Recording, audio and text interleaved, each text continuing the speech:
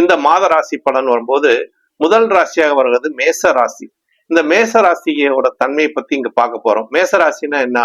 செவ்வாய் அதிபதியா வரக்கூடிய மேசராசிக்கு செவ்வாய் பகவான் அதிபதி.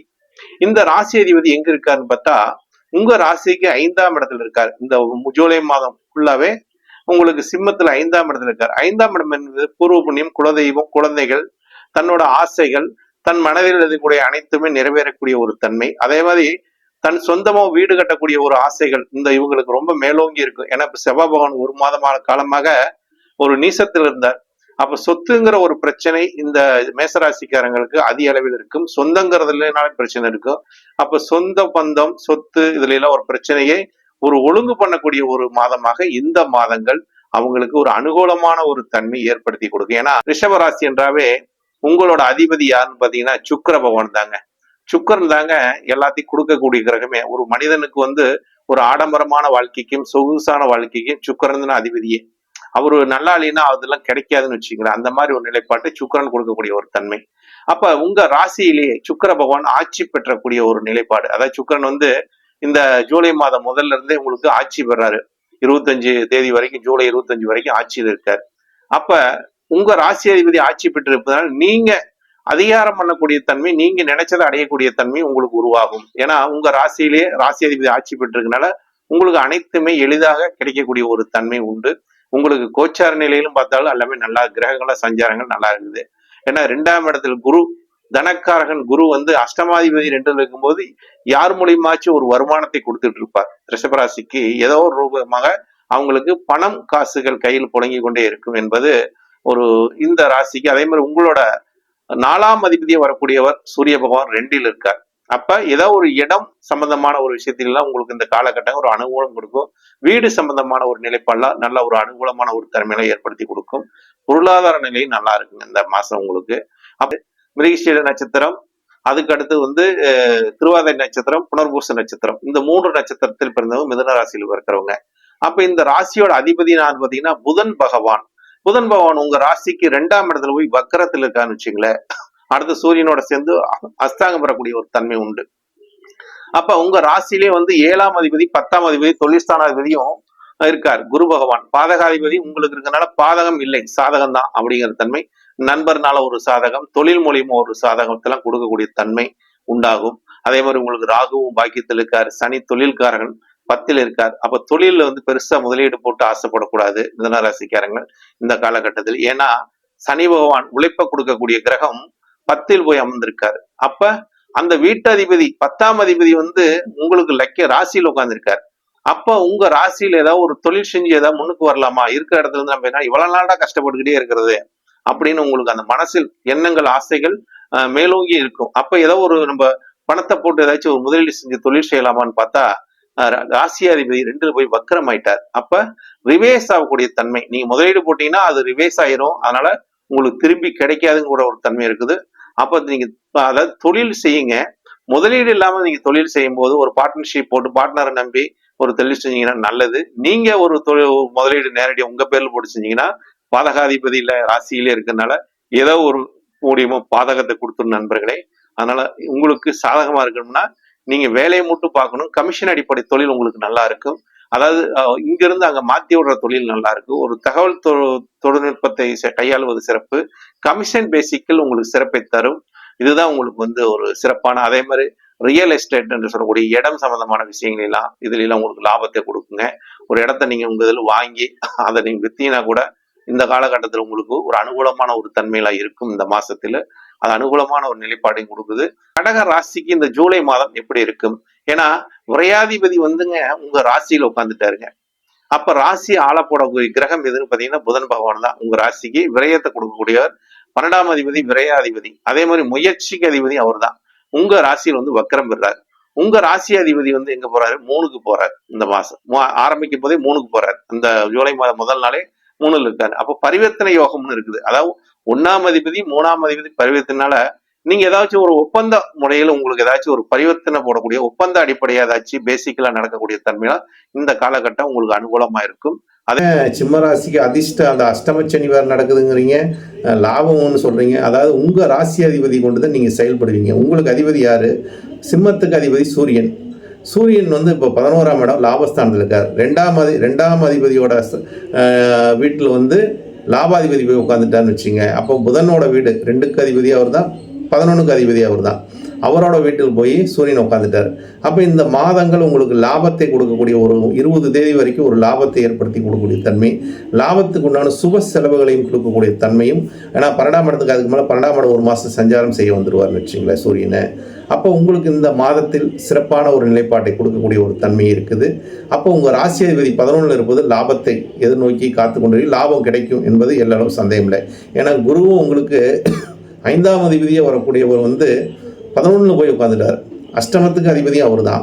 ஆனால் குரு சூரியன் சேர்ந்திருக்கும் போது உங்களுக்கு வந்து சிவராஜ்ய யோகம் என்று சொல்லக்கூடிய ஒரு அமைப்பு இந்த மாதத்தில் உங்களுக்கு கிடைக்கக்கூடிய அந்த சிவனோட வழிபாட்டை நீங்கள் செய்ய செய்ய உங்களுக்கு அனைத்துமே ஒரு சாத்தியம். கன்னியா ராசி நேயர்கள் அனைவருக்குமே எப்படி இருக்கும் இந்த மாதம் என்று பார்க்கும்போது, உங்கள் ராசியோட அதிபதி யாருன்னு பார்க்கும்போது புதன் பகவானுங்க.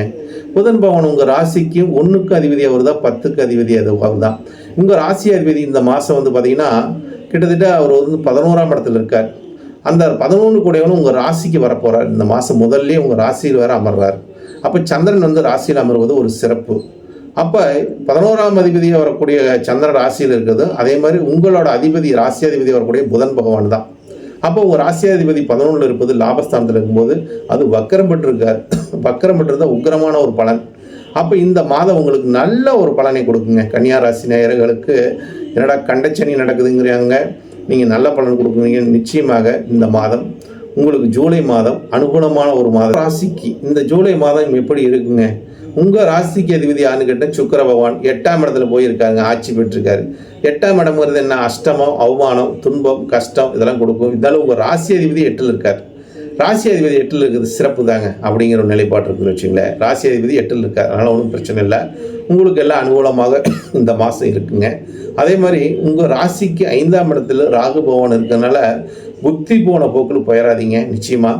ஏன்னா ஒரு முறைக்கு பல முறை எதையும் யோசனை பண்ணி செய்யணும். ஏன்னா 5ஆம் இடத்துல ராகு இருக்கனால நம்ம புத்தியை வந்து கெடுக்க நினச்சிருவார். அவர் வந்து இதை செய்யலாம் அதை செய்யலான்னு தேவையில்லாத பிரச்சனைகள் நம்ம சிக்க வச்சிருவார். அதனால் நீங்கள் எதுலேயும் மாட்டிக்காமல் இருக்கிறதுக்கு சனி பகவான் உங்களுக்கு பக்கபலமாக இருக்கார், 6ஆம் இடத்துல இருக்கார். அதனால் பிரச்சனையை சமாளிக்கக்கூடியவராக சனி பகவான் இருக்கார், பிரச்சனையை தீர்க்கக்கூடியவராக. அதே மாதிரி உங்கள் ராசியை குரு பார்க்குறாருங்க. குரு பார்ப்பது ஒரு விசேஷங்க. ஆனால் குரு பார்வை சுப பார்வைங்க, சுபத்தன்மை ஏற்படுத்தி கொடுக்கும். அதே மாதிரி உங்களுக்கு 2ஆம் அதிபதியும் 7ஆம் அதிபதியும் போய் பாதகத்தில் உட்காந்துட்டாங்க. அப்போ குடும்பம் மூலியமாக பொருளாதாரம் மூலியமாக ஏதாச்சும் ஒரு பிரச்சனைகள் இருந்து கொண்டே இருக்குங்க. துளாராசிக்காரங்களுக்கு பொருளாதார சிக்கல் அதிக அளவில் இருக்கும், பணப்பிரச்சனையும் அதிக அளவில் இருக்கும். அதே மாதிரி இவங்களுக்கு 7ஆம் அதிபதியின் பார்ட்னர்ஷிப்னால ஒரு தொல்லை இருக்கும். மனைவி கூட வீண் வாக்குவாதங்களை ஏற்படுத்தக்கூடிய ஒரு தன்மையில் இருக்கும். ஏன்னா 7ஆம் அதிபதி பாதகத்துக்கு போனாலும் நண்பர்கள் வகையிலும் மனைவி வகையிலும் பிரச்சனைகளை உருவாக்கக்கூடிய ஒரு மாதமாக இருக்கும்.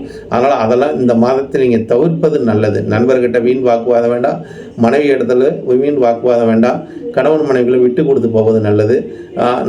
நீங்கள் சொல்கிறது சரி தவறு அப்படின்லாம் வீண் பேச்சுக்களை தவிர்ப்பது நல்லது.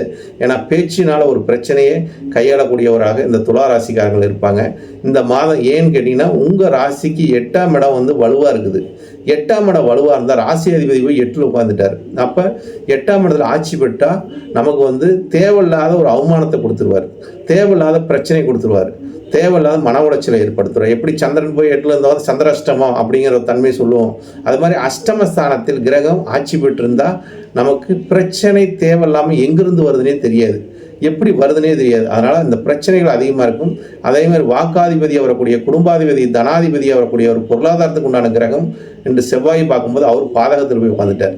அப்போ நம்ம பேச்சினால் ஒரு பாதகம் வரலாம், குடும்பத்தின் மூலியமாக ஒரு பிரச்சனை வரலாம், ஏதோ ஒரு ரூபத்தில் வரலாம்.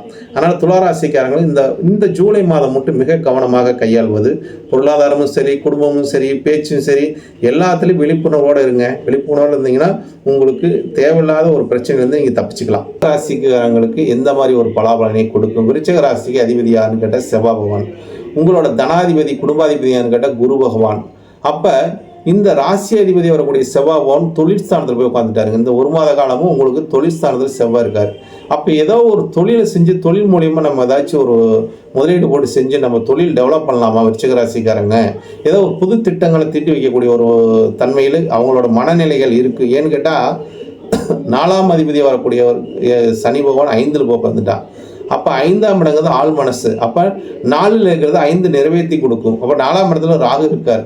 அப்போ மனசில் தேவையில்லாத ஒரு ஆசைகள் அதிக அளவில் பிரம்மாண்டத்தை கொடுக்கும்னு வச்சுக்கலாம். அதாவது ஒரு ஒரு எதுவுமே வீடு கட்டாத வந்து கட்டி கிரவேஷன் பண்ண மாதிரி அந்த ஒரு நிலைப்பாட்டை கொடுத்துரும்னு வச்சுங்களேன். அப்போ ஒரு காரியம் செய்யாத முந்தைய செஞ்ச மாதிரி ஒரு நிலைப்பாடை கொடுத்துரும். அப்படிங்கிறது இந்த விருச்சிக ராசிக்காரங்களுக்கு இதெல்லாம் ஏற்படுத்தி கொடுக்கும். ஏன்னா உங்களுக்கு குடும்பாதிபதியாக வரக்கூடிய குரு பகவான் போய் அஷ்டமத்தில் உட்காந்துட்டார். அதே மாதிரி தொழிற்ஸ்தான அதிபதியாக வரக்கூடிய சூரிய பகவானும் அஷ்டமத்தில் உட்காங்க. அதுக்கப்புறம் பாதகத்துக்கு போகிறாரு. அப்போ தொழில் லக்னாதிபதி போய் தொழிலே ராசியாதிபதியும் லக்னாதிபதியும் தொழிலே இருக்கிறதுனால விருச்சிக ராசிக்காரங்க விருச்சிக லக்னக்காரங்களுக்கு தொழிலே இருக்கிறதுனால கேதுவோட இருக்கார். அப்போ தொழில் மூலிமா அதை சிக்கல் பிரச்சனையும் கொடுக்கும். தொழில்னால ஒரு பிரச்சனை ஏற்படும், தொழில்னால ஒரு பொருளாதார இழப்பு ஏற்படும் இந்த விருச்சிக ராசிக்காரங்களுக்கு. அப்போ தொழிலில் வந்து முதலீடு செய்யாமல் முதலீடு போடாமல் நீங்கள் எந்த ஒரு வேலையை பார்த்தாலும் உங்களுக்கு வெற்றி, எந்த வேலை பார்த்தாலும் உங்களுக்கு சக்ஸஸ் அப்படிங்கிற ஒரு தன்மை. அப்போ ஒரு அரசு அதிகாரியாக அரசாங்கத்தில் இருக்கிறவங்களுக்கெல்லாம் இந்த காலகட்டத்தில் தேவையில்லாமல் ஒரு பிரச்சனையில் மாட்டிக்கூடிய தன்மை, தேவையில்லாமல் ஒரு சிக்கலை ஏற்படுத்தக்கூடிய தன்மை ஒரு காவல்துறையில். ஏன்னா விருச்சிகம் என்றாவே ஒரு செவ்வாயோட வீடுங்க. காவல்துறை அதிகாரிகளுக்குலாம் ஒரு பிரச்சனை ஏற்படுத்தும். விருச்சிக ராசியில் இருக்கிற காவல்துறை அதிகாரிகளுக்கெல்லாம் அவங்களுக்கு வந்து ஒரு பதவி போகக்கூடிய தன்மை, ஒரு பதவினால் ஒரு கெட்ட பேர் உண்டாகக்கூடிய இவங்களுக்கு ஏதாச்சும் ஒரு அவைப்பேரை ஏற்படுத்தக்கூடிய தன்மையெல்லாம் இந்த விருச்சிக ராசிக்காரங்களுக்கு கொடுத்துரும். ஏன்னா செவ்வாய் கேதுவோட சேர்ந்திருக்காரு. சூரியன் அரசோட வீடு, அரசாங்கம் மூலியமா அரசு மூலியமாகவும் பிரச்சனை வரக்கூடிய தன்மை இந்த விருச்சிக ராசிக்காரங்களுக்கு இந்த மாதம் ஏற்படுங்க. ஆனால் விருச்சிக ராசிக்காரர்கள் மிக கவனமுடன் செயல்படுவது நல்லது. அதே மாதிரி விருச்சிக ராசிக்கு 7ஆம் இடத்துல பார்த்தீங்கன்னா சுக்கிரன் ஆட்சி பெற்றிருக்கார். மனைவினால் அனைத்தும் ஆதாயம், அதாவது மனைவி மூலமாக ஆதாயம், நண்பர்கள் மூலியமாக ஆதாயம். அப்போ மனைவியோட ஒரு பேச்சை கேட்டு இந்த விருச்சிக ராசிக்காரங்களுக்கு இந்த மாதம் கடத்தினாங்கன்னா அவங்களுக்கு வெற்றிங்க. அதாவது மனைவி சொல்லே மந்திரம் என்பது போல் விருச்சிக ராசிக்காரர் இந்த மாதம் முழுவதும் மனைவியோட பேச்சை கேட்டாங்கன்னா அவங்களுக்கு காரிய சித்தி நடக்கும், காரிய வெற்றி நடக்கும், எல்லா அனுகூலம், இவங்களுக்கு எந்த பிரச்சனையும் இருக்காது. அப்போ ஒரு காரியம் செய்யும்போது ஒரு வேலை செய்யும்போது மனைவி இடத்தில் ஆலோசனை பண்ணி செய்யுங்க. உங்களுக்கு இந்த மாதம் அனுகூலத்தை ஏற்படுத்தும் என்பதை. தனுசு ராசியோட அதிபதி 7ஆம் இடத்துல போய் உட்காந்துட்டாருங்க. அதாவது 7ஆம் இடங்கிறது பாதகத்தில் போய் உட்காந்துட்டாங்க. அப்போ யார் மூலியமா பாதகம்? நண்பர்னால பாதகம், மனைவியே பாதகம், கலசரத்தினால ஒரு பாதகம். அப்படின்னா இது எப்படி நம்ம சாதகமாகுது? அவங்ககிட்ட நம்ம வீண் சண்டை வீண் வாக்குவாதம் பண்ணாமல் இருந்தாவே நமக்கு சாதகம். அவங்ககிட்ட நம்ம நீயா நானா அப்படின்னு பார்த்தலான்னா நமக்கு பாதகம் பிரச்சனை வரும். அப்படிங்கிற தன்மை மனைவி இடத்துல விட்டு கொடுத்து போயிடுறது நல்லது. ஏன்னா 7ஆம் இடம்ங்கிறது கலசர சாணம், நண்பர்கள் சாணம். நண்பர்கள் இடத்துல பகைத்து கொள்ள வேண்டாங்க. நண்பர்களை வந்து நண்பர்களாக வைத்துக்கள், எதிரியாக வைத்துக் கொள்ளாதீர்கள் அப்படிங்கிற ஒரு தன்மை உங்களுக்கு முன்வைக்கிறேன். அதே மாதிரி உங்களுக்கு 3ஆம் இடம் முயற்சி சொல்லக்கூடிய இடத்துலையும் பார்த்தீங்கன்னா ராகு பகவான் இருக்காங்க.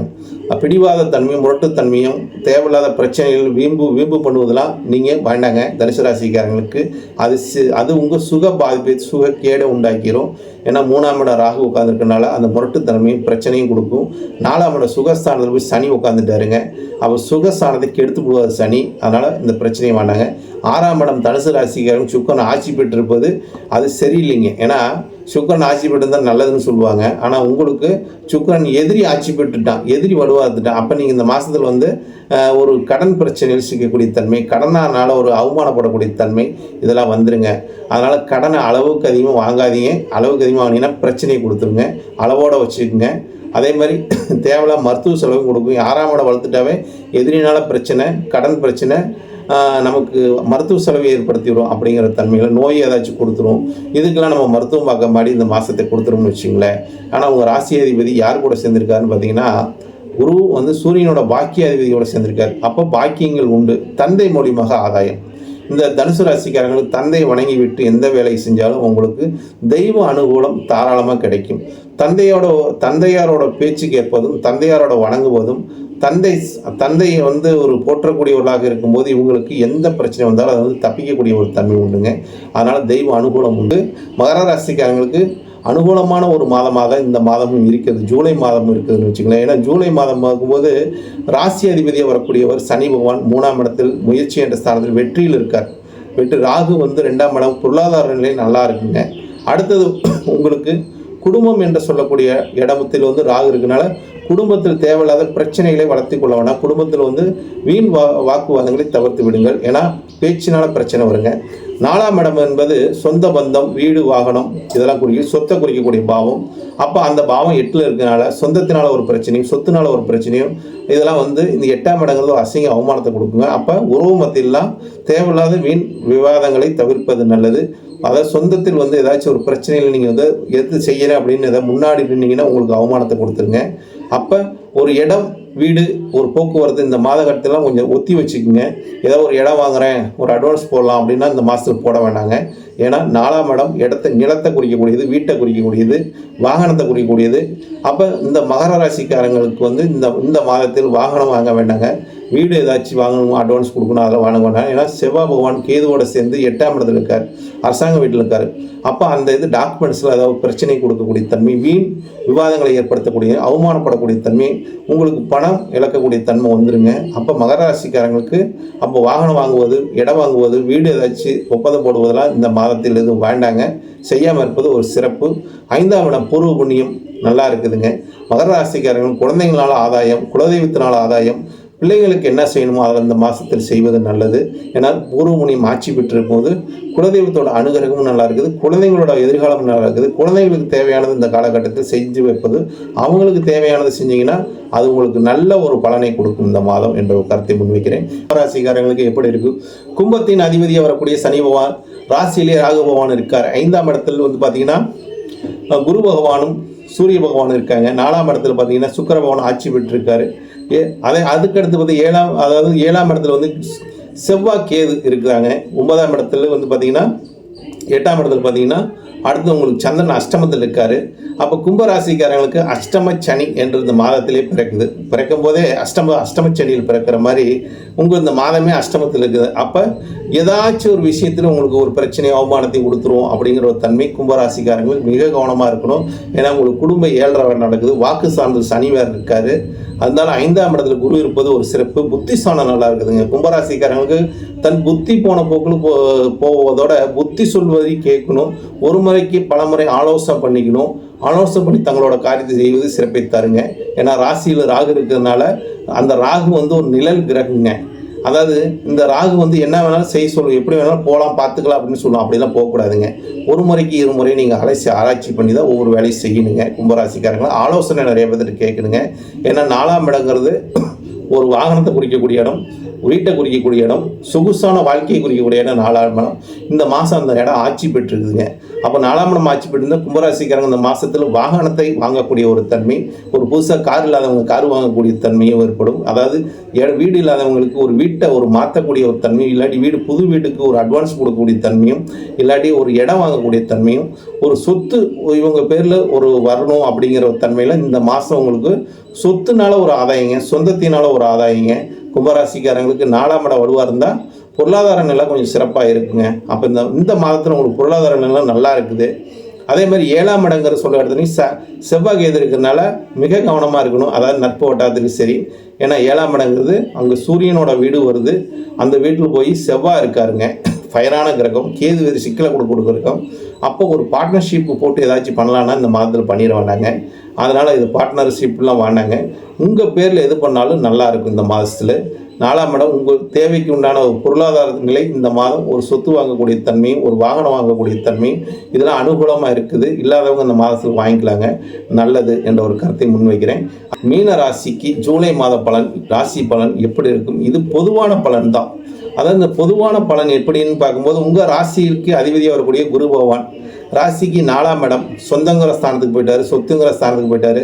சொந்தமும் பிரச்சனை, சொத்தும் பிரச்சனை, வண்டியும் பிரச்சனை, வாகனமும் பிரச்சனை, எல்லாமே பிரச்சனையாக இருக்குதுங்க அப்படிங்கிறாங்க. எப்படி பிரச்சனை இல்லாமல் இருக்க முடியும் மீனராசிக்காரங்க அப்படின்னு கேட்கலாம். ஏன்னா பிரச்சனையை கொடுக்கக்கூடிய கிரகமாக இருக்கக்கூடிய சனி அவர் ராசியிலே கும்மியை உட்காந்துட்டாருங்க. 2.5 வருஷ காலத்துக்கு உட்காந்துட்டாரு. அப்போ ஜென்ம சனிங்கும் போது நம்மளை ஆட்டி படைப்பார் அப்படிங்கிற ஒரு தன்மை இருக்குது. சனி இருந்தால் எதையுமே நிறுத்தி நிதானித்து செய்யணுங்க. எதுலேயும் அவசரப்படக்கூடாதுங்க. ஒரு வேலை செய்யறதுக்கு முன்னாடி பல பேர்த்துக்கிட்ட ஐடியா கேட்கணுங்க. ஒரு வேலை செய்கிறதுக்கு அவசரப்படக்கூடாதுங்க. மீனராசிக்காரங்களுக்கு வேகம் இருக்கக்கூடாதுங்க, விவேகம் மட்டும் தான் வேணுங்க. ஏதாவது ஒரு சின்ன சின்ன இழப்பு வந்தால் கூட விட்டு கொடுத்துருங்க. அவங்கள்ட்ட வீண் விவாதங்கள் வேண்டாங்க. ஏன்னா நமக்கு தேவையில்லாத பிரச்சனைகளை நம்மக்கிட்ட வரும். இதெல்லாம் சமாளிக்கக்கூடிய தன்மை நமக்கு வேணும்னா நம்ம எல்லாத்துக்கிட்டையும் விட்டு கொடுத்து போகணும், அவங்ககிட்ட அனுசரித்து போகணும். நம்ம கௌரவம் பார்த்தோமா, ஏன்னா மீனராசிக்காரங்களும் கொஞ்சம் கௌரவம் பார்ப்பாங்க. ஏதாச்சும் ஒருத்தர் ஏதாவது சொல்லிட்டாங்கன்னா மன வருத்தம் அடைவாங்க. ஏதாவது பழிவாங்கும் உணர்வுகளும் மீனராசிக்கார் அதிகங்க. ஆனால் வெளியில் காட்ட மாட்டாங்க. மீனராசிக்காரங்களை எப்பொழுதுமே அவங்களுக்கு பிடிக்கலைன்னா வெளியிலே சொல்ல மாட்டாங்க. அது ஒரு பெரிய விஷயம். அதே மாதிரி இவங்க இந்த ராசிக்கு இப்போ இந்த காலகட்டங்கள் எதுவுமே ஒரு சிறப்பு நிலை இல்லை. அப்போ இந்த மாதம் எப்படி இருக்குன்னு பார்த்தீங்கன்னா, இந்த மாதமும் கோச்சார நிலையை பார்க்கும்போது 4ஆம் இடத்துல பார்த்தீங்கன்னா சூரிய பகவான் 6 கூடயே 4 இருக்காங்க. அப்போ 6 கூடயே 4 இருந்தால் சிறப்பான்னு பார்த்தா சிறப்பு இல்லைங்க. 4ஆம் அதிபதி 5ல் போய் வக்கரமாயிட்டாரு, அதுவும் சிறப்பு இல்லைங்க. அப்போ 5ஆம் அதிபதி 7க்கு போகிறாருங்க சந்திரன். 7க்கு போனாலும் சந்திரன் பூர்வ புண்ணியாதிபதி 7க்கு போகிறாரு, அது கொஞ்சம் நன்மைங்க. ஏன்னா 7ஆம் இடங்கிறது ஒரு நட்பு ஸ்தானம், நண்பர் ஸ்தானம், மனைவி ஸ்தானம், மனைவி ஸ்தானம், கணவரண்டா மனைவி ஸ்தானம் அப்படிங்கிற சொல்லக்கூடிய தன்மை, அதெல்லாம் கொஞ்சம் அனுகூலமாக இருக்கும். கணவன் மனைவி உறவு நல்லா இருக்கும். ஏன்னா 5ஆம் அதிபதியில் இருந்தால் கணவன் மனைவியை காதலிக்குது, மனைவி கணவனை காதலிக்குது. இந்த மாதிரி ஒரு அந்யோன்ய உறவை குறிக்கிங்க இந்த மீனராசிக்காரங்களுக்கு. அதெல்லாம் ஒன்றும் பிரச்சனை இல்லைங்க. இவங்களுக்கு பிரச்சனைன்னு பார்க்கும்போது எது பிரச்சனைன்னு பார்த்தா சனி லக்கணத்தில் உட்காந்துட்டார், அதுதான் பிரச்சனை. ராசியில் உட்காந்துட்டார், அதுதான் பிரச்சனை. அப்போ மீனராசிக்காரங்களுக்கு இந்த மாதம் ஜூலை மாதம் என்னென்ன செய்யலான்னு பார்க்கும்போது இவங்களுக்கு வந்து பொருளாதார நிலை என்று பார்க்கும்போது தனஸ்தானம், தனத்தை போட்டு எதுவும் செய்யாமல் இருக்கணும். முதலீடு பண்ணி எதாவது தொழில் பண்ணலான்னு பார்த்தாங்கன்னா லாஸ் ஆகிடுவாங்க. முதலீடு பண்ணி எதாவது பொருள் வாங்குங்க, ஒரு வீட்டுக்கு தேவையானது வாங்குங்க, ஒரு சொத்து வாங்குங்க. ஏன்னா 4ஆம் இடங்கிறது ராசியாதிபதி 4 போய் உட்காந்துட்டார். ஒரு இடம் வாங்குங்க, ஒரு சொத்து உங்கள் பேரில் வாங்குங்க, ஆபரணம் வாங்குங்க. இதெல்லாம் வாங்கி ஒரு ப்ராப்பர்ட்டியாக சேர்த்துறது நல்லதுங்க. அதாவது ஒரு தொழில் செஞ்சு நம்ம வருமானத்தை எடுக்கலான்னு பார்த்தா நிச்சயமாக எடுக்க முடியாது.